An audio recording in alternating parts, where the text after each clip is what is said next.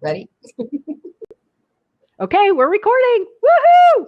So hello and welcome to Adventures in Visibility. Today's show is all about how to overcome writer's block. Today dun, dun, dun. Dun, dun, dun. Yeah, I need sound effects. Okay. So for those of you who don't know me yet, I'm Denise Wakeman, your guide to more visibility on the web and your host of Adventures in Visibility. Today is truly an adventure because I'm hosting my first blab here with my guest, Lisa Canfield, also her first blab.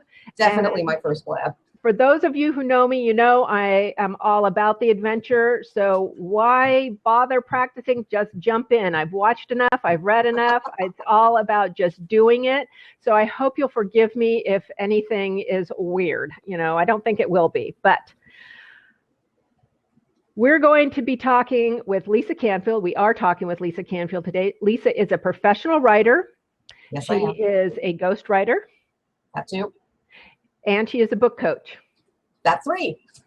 She's my book coach, as a matter of fact. And we're going to be talking, about how to get through writer's block, because if you have to write anything from a blog post to a book to autoresponder emails to status updates, I'd be willing to bet you have suffered from writer's block at one time or another. Now, before we get started, I just want to do a little bit of housekeeping for those of you. I know there's a lot of you who are new to Blabs, and I so appreciate you coming on board and joining us for this one. For those of you who are old hands at it, like John Leland, I know you jumped on this so fast. I so admire that. So I want to just give you a little background before we get into the actual show. So Blab launched approximately 11 days ago. It's in beta.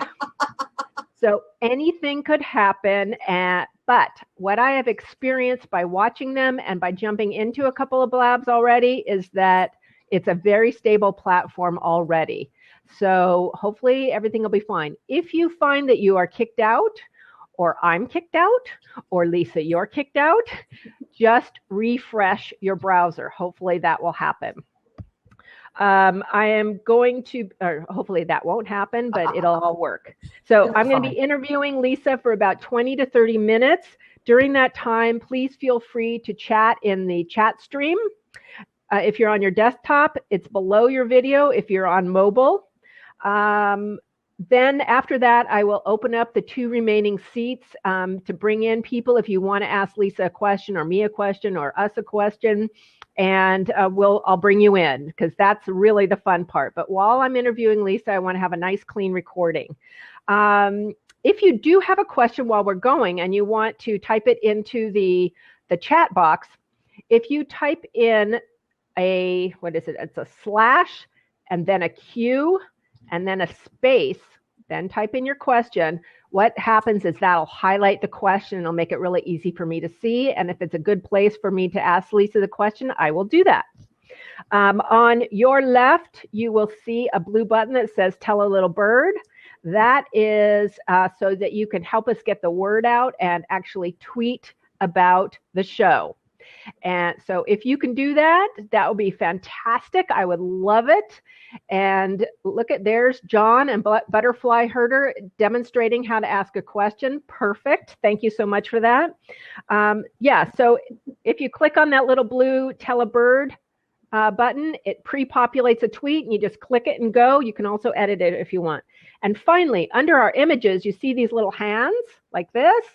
If you want to give us props, if you want to applaud something Lisa is saying or something I'm saying, just tap on that right there and somebody's got it. You got it down. Go, girl. Lisa, people are loving you already. So I need the love. Yeah, and that's the thing. It's really cool to be able to get the feedback in real time. So I know, that's it's crazy. the housekeeping. Now we are going to get going. So Lisa, are you ready? I am as ready as I will ever be. Yay! Okay, so this is fun. Isn't this exciting? It's awesome. I can't believe how well it works. Yeah, easier than Google Plus Hangouts, right? Way easier. I know you had a lot of challenges with that, and so did I. As I mentioned earlier, I mentioned before we started recording that earlier today I was on a hangout with Heidi van Hornline, Heidi Hornline, sorry, Heidi, and Margarita, whose last name I can't remember. But, these gals have done over 80 live hangouts. And they started the hangout. It said live. We were going, we were talking. And guess what? Nobody could see us, and it didn't record. Oh my God. Anything can happen on Google+. People can see us, right? Everybody can see us. Hello. Margarita Chrystal Lotus. Thank you, Margarita. Thank wonderful. So anyway, anything can happen. It's an adventure, and now we're here. So you gals were great. I love being on your show, and we'll do it again. The ironic thing is that it was about being visible, and we were totally invisible. Okay. I think that's extra memorable, though. Yes. So at least to you. Yeah. So, hey, Steve Cozart. All right. Okay, I got to try not to be distracted by people coming on. Me too. I'm just looking at you. Only you. Yes, only please. you. Well, just look straight out, and that way you're looking at the audience too. Okay. So, Lisa, we talked a little bit earlier, before coming on, and you said, start with your story, Denise. So yes, it's a good one. We're talking about writer's block and how to overcome it. And what I would like to know from you and the audience is, have you ever suffered from writer's block? So go ahead and, type in your answer to that. Have you ever suffered from writer's block? And I'll tell you a little bit about my story. Lisa is my book coach, and there's a reason for that. Because she's smart. Because I have writer's block. I still have writer's block. So 2 years ago, my coach started telling me, you got to write a book, Denise. You got to write a book. You've got a message to share. You need to write a book. You've got tons of visibility. You've got a huge audience, but you'll really add another layer of credibility to you and your business if you write a book. And I'm like, I don't want to write a book. I don't like writing books. It's too much. It's all I can do to get my blog posts written, blah, blah, blah. I had every excuse in the book. And I didn't do anything about it 2 years ago. And she kept bugging me gently, nicely, but she kept bugging me. Then a year ago, she said, okay, listen, we got to get this book out of you, Denise. And so my coach is Andrea Lee. And I flew up to Vancouver, and we spent a whole day mapping out the book. And I was so excited. It was just, we had a whole idea, and we had a structure and everything. And I was really, really excited.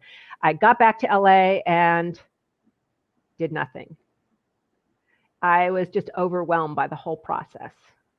And I was struggling. I knew what I wanted to say, but I just didn't know where to start. I didn't know, do you write, just like writing? Do you start at the introduction? Do you start on the first chapter? Where do you start? I just didn't do anything. I had writer's block. Fast forward a few more months, and Lisa contacts me and says, do you want to do a trade? I can help be your book coach if you help me with social media. And I said, oh, yes. Which is why I'm here. I was like, yes, please help me, because I don't know what to do. I don't know where to start. So, Lisa, is that common? There's so many people that want to write a book and they can't get started. Is that something you've discovered?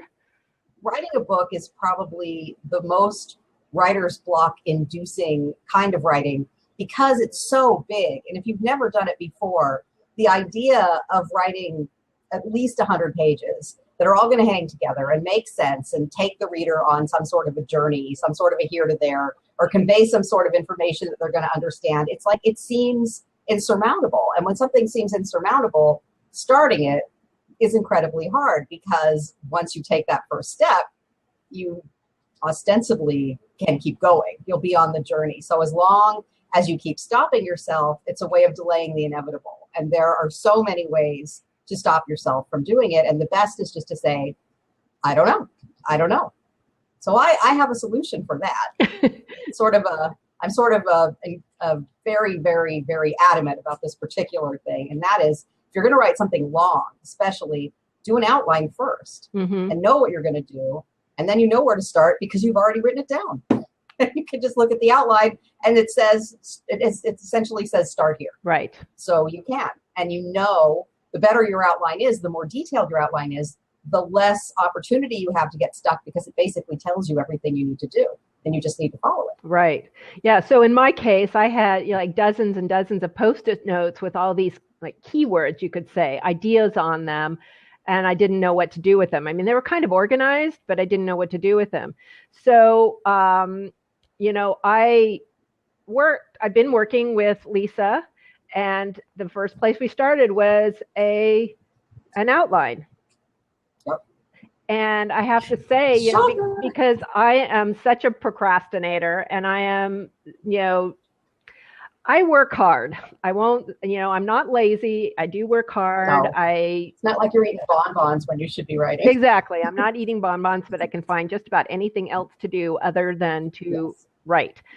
So getting on the phone with Lisa was really, really helpful. And this isn't a commercial for Lisa, but I just want to share what my story is, because it could help other people. And I mean, you can find a writing partner, you can, your spouse, I mean, you and your spouse write together. So that's, that probably helps you a lot too, or a buddy, find somebody who can talk you through it, because it's not like I didn't know what to do. It just helped to have somebody talk me through it. Okay, what's the next thing? What's the next thing? What's the next thing? So it's relying on your own, when you've never written a book before, relying on your own very limited knowledge and knowing that you're right about what you're supposed to do next can derail you. Whereas if you have another person there that you're talking to, that you're working with, you can say, should I do that? And they can say yes or no. And then you can say, well, if no, what should I do? And they can tell you. And so it does sometimes help just to have somebody else to talk in the process with you, because when you don't know, having a little support can be extremely valuable. And I do think it's why a lot of people who set out to write books don't ever do it, because it's not too hard for everyone, but it's too hard for a lot of people to pull something that complex off on their own without any sort of guidance. Yeah. Yeah. And when you're sitting by yourself here, my office, like, okay, I think I'll go. Rings, or you get a good email.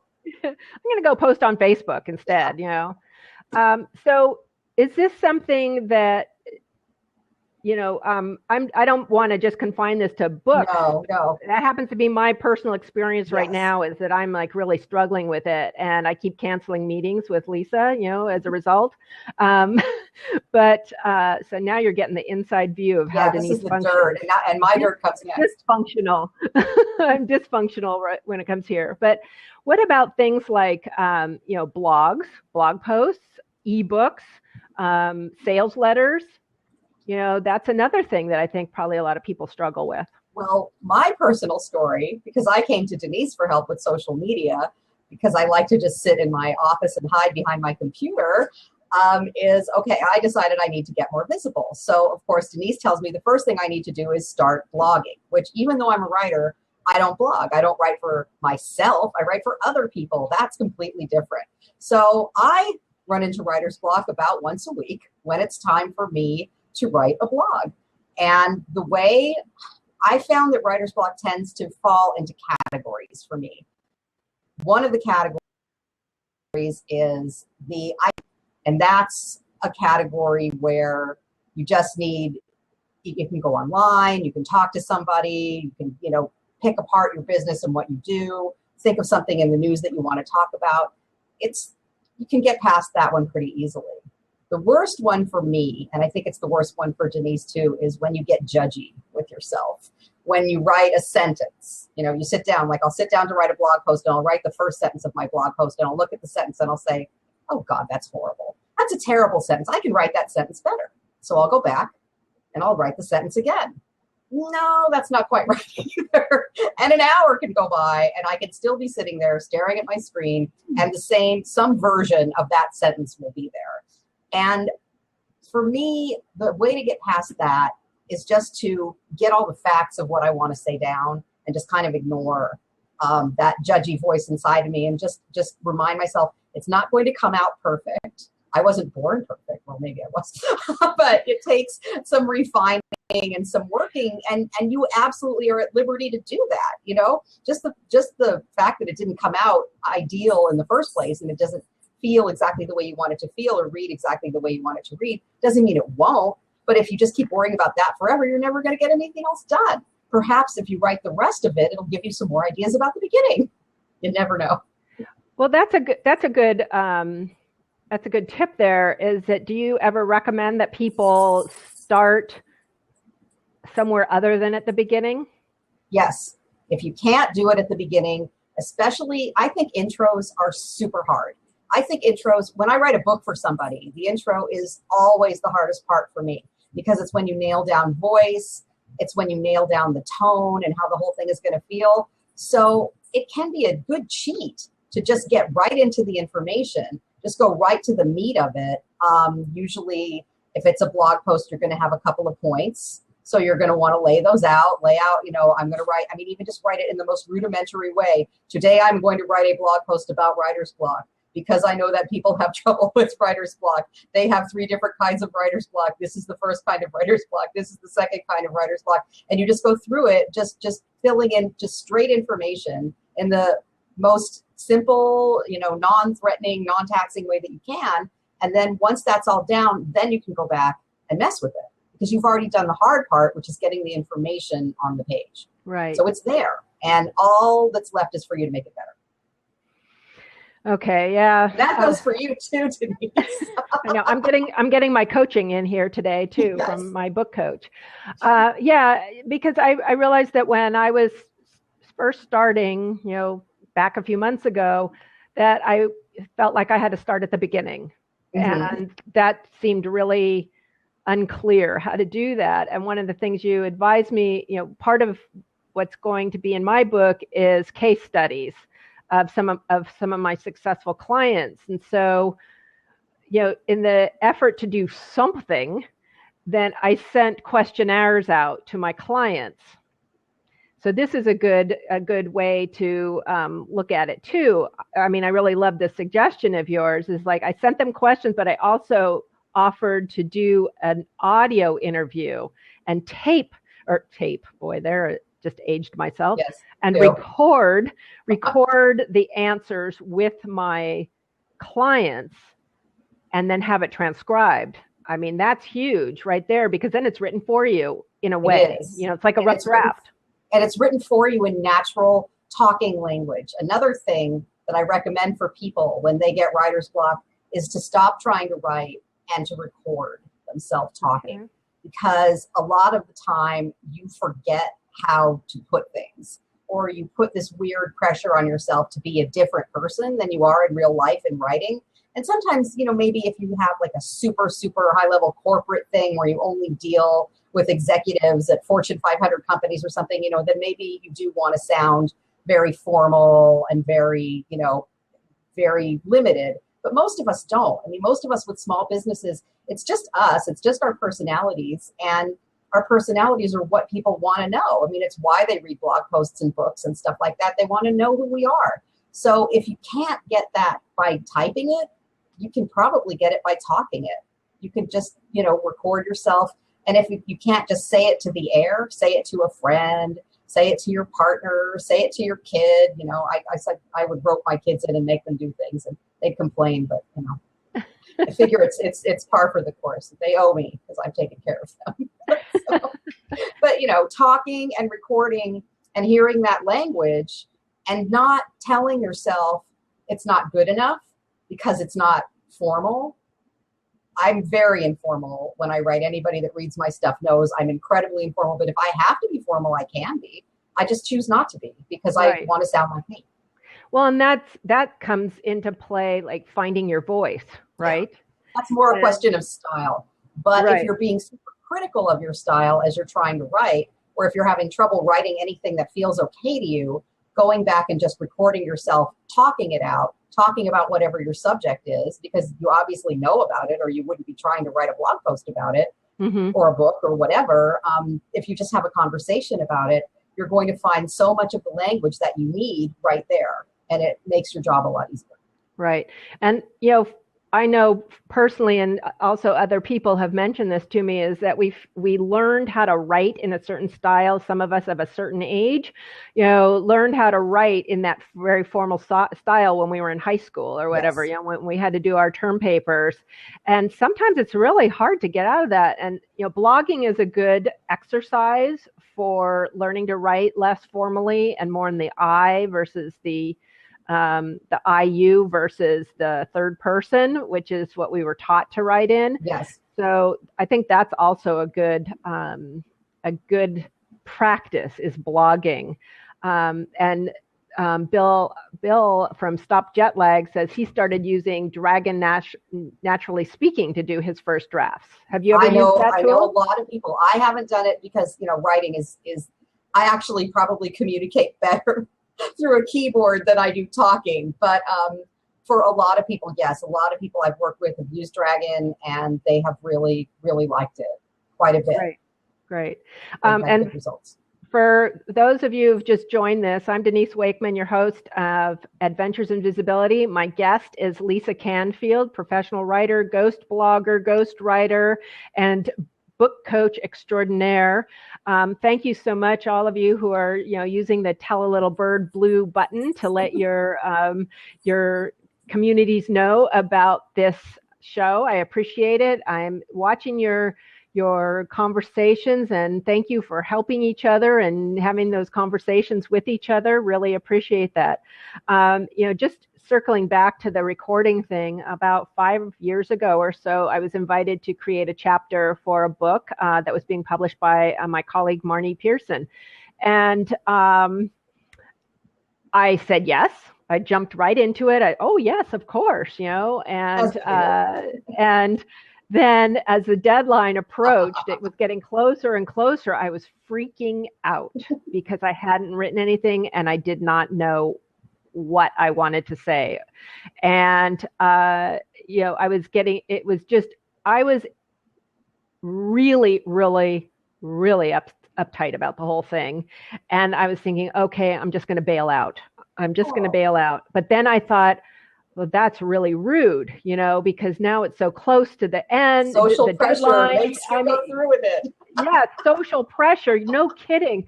I was really upset about this. And, this is a part of you, probably most of you don't see of me, but this was really what was going on. So, I let Marnie know I was really struggling, and she was very kind and gave me a different way to look at the questions she had asked. And then what I decided to do is I asked a friend if she would ask me the questions, and we would record them. And that just broke everything open, totally open. And it was great because she really dug deep into the questions. So she wasn't content to ask the question. She would get more clarity on the question. I had it transcribed. It was so much easier to write that chapter after that. So I think that that's a great tip for most people. So what are some other tips you have for people who have writer's block in any area of writing? Well, another big kind of writer's block that I specifically suffer from is because I write all the time. And I write for people, for money. So I'm always having to come up with ideas and think of how to say things and how to put things. And they always come to me at the least opportune times, generally in the bathtub or in bed, are the two places where I get most of my ideas. Now, if I'm in bed, I'll pick up my phone and I'll send myself a little text message or an email or something that will have some words, to remind me of what I thought of and, how I want to do it. But if I'm in the bathtub, generally I'll get out, I'll wrap myself in a towel, I'll run to my computer, I'll drip all over the keyboard. And invariably, as soon as I get the file open, it all just disappears, just it's gone. And I think the reason why that happens is lack of planning. I think that if you really don't know exactly what you're going to say, and you get these flashes, right? And they're brilliant when you get them. At least you think they are. When you get those flashes of brilliance, why do they disappear? I think the reason why they disappear is because they're only a part of something and you don't know what they're a part of. And I think if you go back, for me, I will go back and I will build the container that I want to put the brilliant idea in. And maybe the brilliant idea will come back, or maybe a different idea will come. I don't know. But if you can't hold on to something, think bigger, think about where it was supposed to go, make the place for it. And again, you can do that in the simple, rudimentary, now I am going to talk about this. I am going to talk about this because this is why it's important. Here is the thing you need to know. And then that will hopefully spark your flash of brilliance, and it will come back to you when you need it. Do you recommend journaling? I don't personally journal because I write all the time. But for people that need to write and are having trouble finding ideas, finding motivation, finding time, taking, I'd say, 20 minutes to journal at a specific time every day is a great, great habit to get into. And you can write about nothing. If you get into the habit and you make it a habit, then whatever you do during that time is fine. If you want to sit there and channel The Shining and write all work and no play makes Jack a dull boy for 20 minutes, you go do that. Probably after about 5 minutes, you'll have some other idea and you'll want to write something else down. It's just getting your brain working in that way. And especially if you suspend judgment, because I think judgment is the thing that really, really makes the most writer's block, at least for me. It's really questioning what you're seeing and saying, this isn't good enough. This isn't right. I hate this. When that happens, that will derail you. So journaling is a judgment-free activity. And you will probably at least come up with some bits of wording or some concepts that you want to flesh out later. And they'll be there. They'll be there in solid form, and you'll be able to go back and refer to them and use them. Right. One of the things that also helps me, another tip that maybe others also do, is that when I feel really, really super stuck, like I know I have to write something, there is no getting out of it. There's no way around it. I have to write something, whether it's a book or an email or whatever. And if I'm just not doing it, I'll go for a walk. I'll go for a walk around the block. There's a park not too far from me, and I will just, do that for 20 minutes. And it usually clears my mind and helps me re-engage with what it is that I want to say. Yes, absolutely. My dog never gets more exercise than when I have really bad writer's block. There's like a little report thing that we'll probably talk about at the end, but that's one of the, there's a series of steps that I follow when I really, really, really get stuck. And I actually came up with it with Joel, my husband, who really does not get writer's block in his mind. I don't believe anybody doesn't really get it. I think that they just don't allow themselves to get it. I allow myself, I indulge. But one of the important steps for me is to stop. And I actually stop at 2 points. I stop at the beginning, because it's better than continuing to, spin around in the same circle forever and ever and ever. That's like a quick stop. And then I actually do another stop later after I get all the facts down, that thing where it's like, I am writing a blog post. My blog post is about this, that sort of thing, and then clean it up a little bit. After that, I'll definitely walk away and leave, because I don't want to start the judgment part. I want to delay that as long as possible. And I don't want to get as much done as I can before I start evaluating its quality. Excellent. And I posted the link to your tips for getting through writer's block.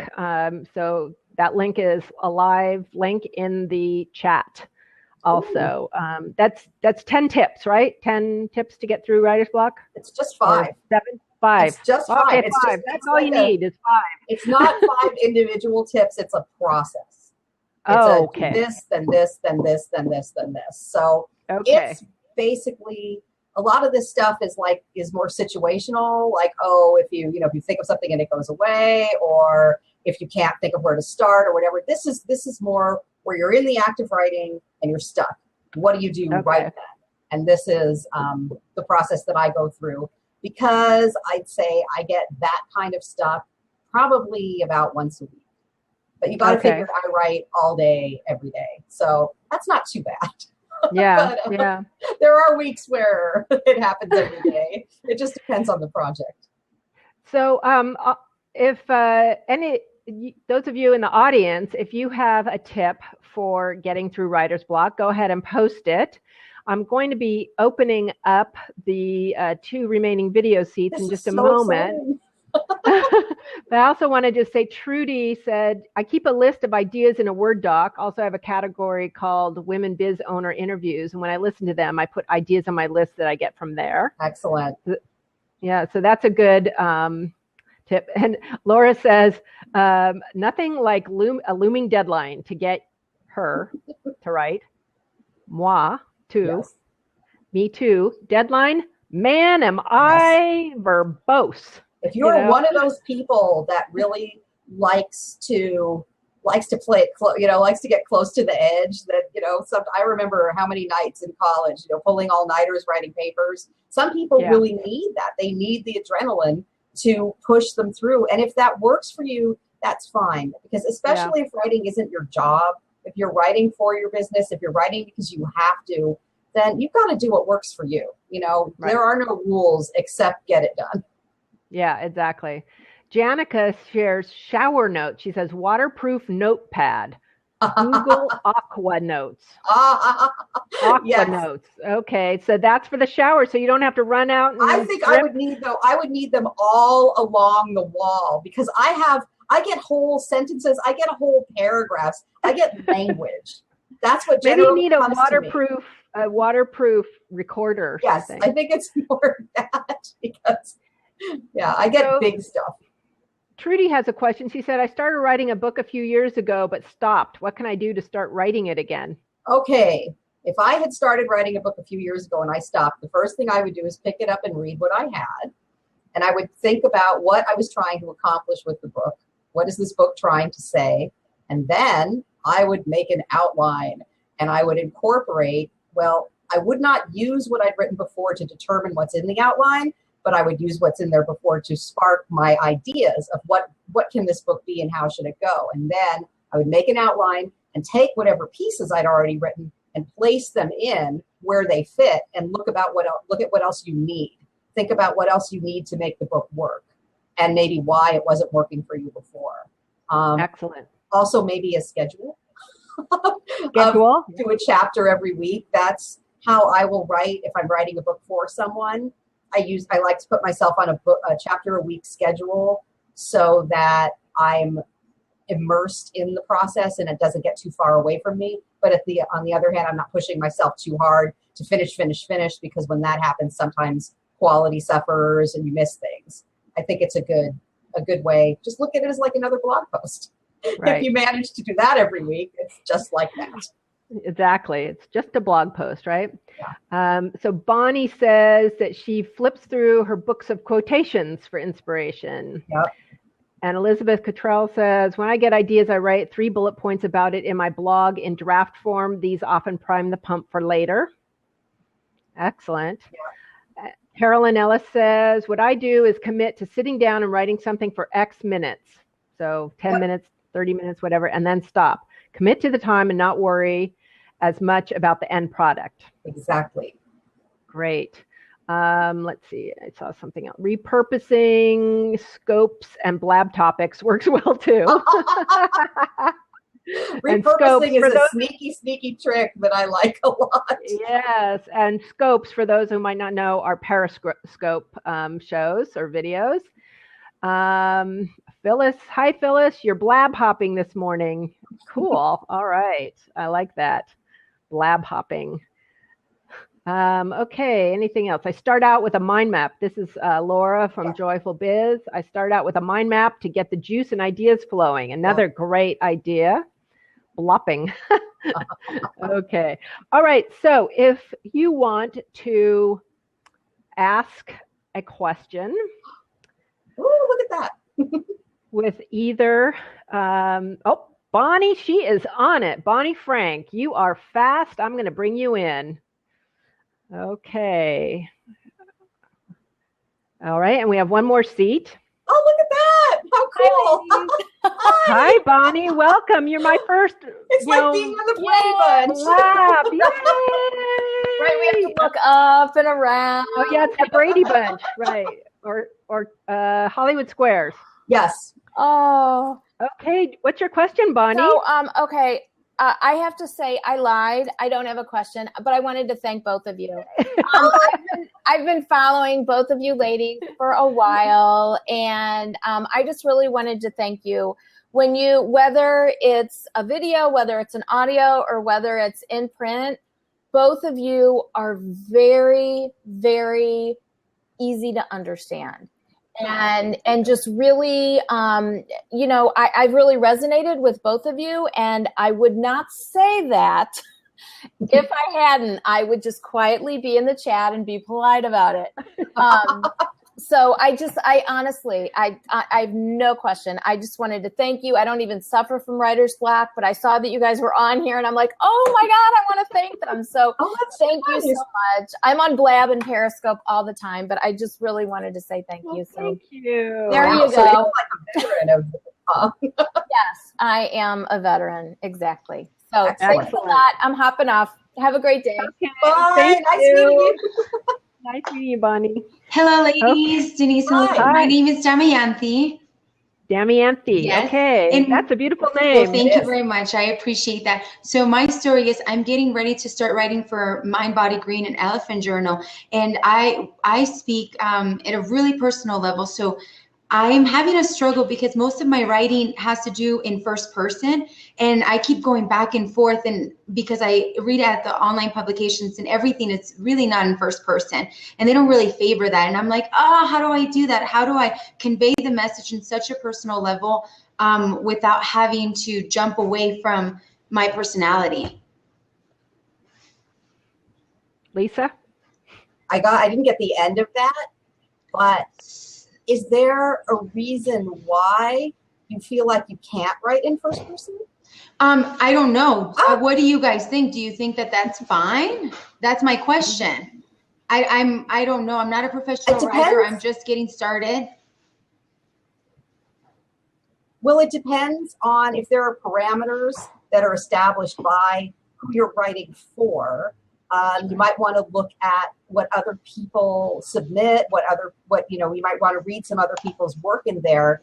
And if you see that there is a range, then I would definitely be as much myself as I could. Okay. If you see that everybody seems to write in a specific style, then I might try to sort of adapt my voice to fit that style a little bit. I mean, I play with language all the time because this is what I do.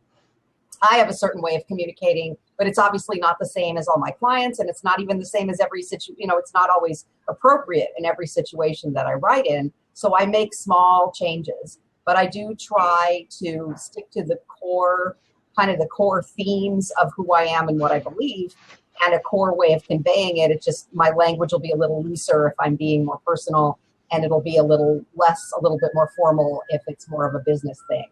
And it's really a question of finding out what the sweet spot is in that publication. If you have freedom, I'd say just be you. Really? Okay. Thank you so much. That's so empowering. I so appreciate that. You go, girl. Thank you. All right, ladies, have fun. Thanks for answering my question. I so appreciate your time. you. Bye. Thank you for being here. Denise, I can't see you anymore. You can try refreshing your screen. I can see you. Okay, I see like a little head outline. Can you see Elizabeth? I can see Elizabeth. Elizabeth's down under the little outline of you. Okay. Elizabeth, hey, do you have a question? I do. Hi, how are you?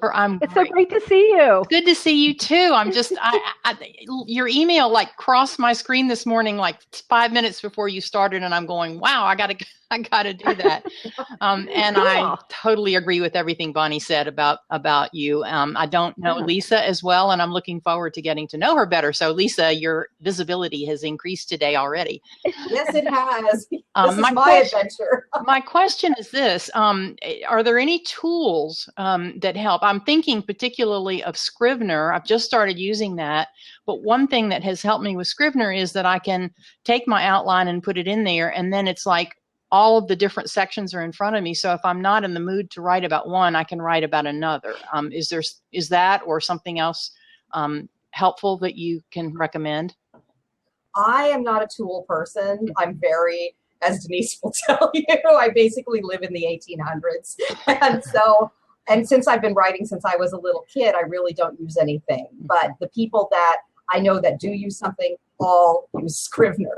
Scrivener is the thing that they find really prompts them and really helps them flesh stuff out. So I would say go for it. I'm sorry, I really don't have awareness of much more. I just kind of jot ideas down in files called blog ideas or book ideas or whatever and revisit them from time to time. Yeah, and that's basically the extent of my tool work. I do a lot of that as well. So, okay, great, thanks. Do you use Evernote, Elizabeth? Yes, I do. Yes. And that's super for capturing ideas if I'm anywhere else besides near a notebook. So exactly. That's what I use too for capturing. And I love it because it syncs across all devices. Absolutely. So I can just, record a note for myself and that kind of thing. And that's very helpful. I would rather lose my brain than my Evernote files. Pretty synonymous at this point. It seems like it, isn't it? Okay. Anything else, Elizabeth? No, thanks so much. Okay, thank you for coming on. I'm so grateful, and it's so good to see you. This is just like I feel like we're in the same room. Absolutely, great. Okay, I'm going to bring on. I'm going to bring on Margarita, who is my host this morning. So, Margarita. Welcome. Thank you so much. I have enjoyed the communication and the advice about the writer's block because I'm a writer too, right? And I have the problem of spelling and grammar, but the stream of flow comes a lot. And then so the gibberish that comes out of my writing, it's a little bit hard to decipher sometimes. And so what kind of advice, Lisa, can you give an author like me to help me to actually streamline it, have something in my mind so that it can come out a little bit clearer? That's where outlining for me saves my bacon day in and day out. And I don't always use it. I love to wing it. I write for a living, so sometimes I feel like I can do anything. I feel like Superwoman, and I can just sit down at my computer and I can write 8,000 words without even planning, and it'll all be perfect. And sometimes that does happen because I do it so often, but a lot of the time it doesn't. And when it doesn't, that's when I go back to outlining. What am I trying to say? What's the most logical thing to say first? What do I need to elaborate on? What's the most logical thing to say second? What do I need to elaborate on again? And you just go back to those basics. And then, especially if you already have something written, then you can start picking out the pieces, putting those in, taking the things that you like the best. Oh, man, I love that sentence that I wrote. You stick that in somewhere, but then you think, but it doesn't make any sense because it's missing X, Y, and Z. And you can put those things in because the outline will tell you what you need to make the thing make sense and hold together as a piece. That's very, very helpful. Yeah. Oh, good. I'm glad. Have you heard of this method of Snowflake? No. What is that? Well, it's like a fractal, right? I just got into trying to picture it. So you have the triangle, right? And then the next step is like, there is more levels of this, and then you have the whole snowflake. So that's the basic statement, and then that's the a paragraph statement, and then there is the development of the whole story, right? There is somewhere online snowflake method. It sounds like a specific kind of an outlining tool almost. Yes. To help you decide what needs to be there. Right, in your outline. Right. Mm-hmm. Some butterfly herder said it sounds like a mind map. Yeah. It's like. But Lynn said it isn't really a mind map. So, okay. Well, it's a hybrid of a mind map outline. Okay. All right. Elizabeth, I'm going to see if somebody else wants to come on. Okay, thanks. Thank you so much for accepting. And Margarita, you're out. So if anybody else wants to come on. It's a very weird Brady Bunch here. We'll take a couple more questions if you want. Otherwise, one thing I just want to make sure, I've been posting the link to Lisa's 5-step process to get through writer's block when you're actually actively in it. I've been posting that in the chat there. That's a link. I also have a link she guest posted on my blog today. And if you want to get a sense of Lisa's quirky style, it was pretty funny. I was laughing while I was, getting it all set up to post. So you can see. I asked her, is writer's block a myth? Does it really exist? Because some people are very adamant that there's no such thing as writer's block and that it's just procrastination. So I don't like those people at all, because I know it's real. It happens to me. I know.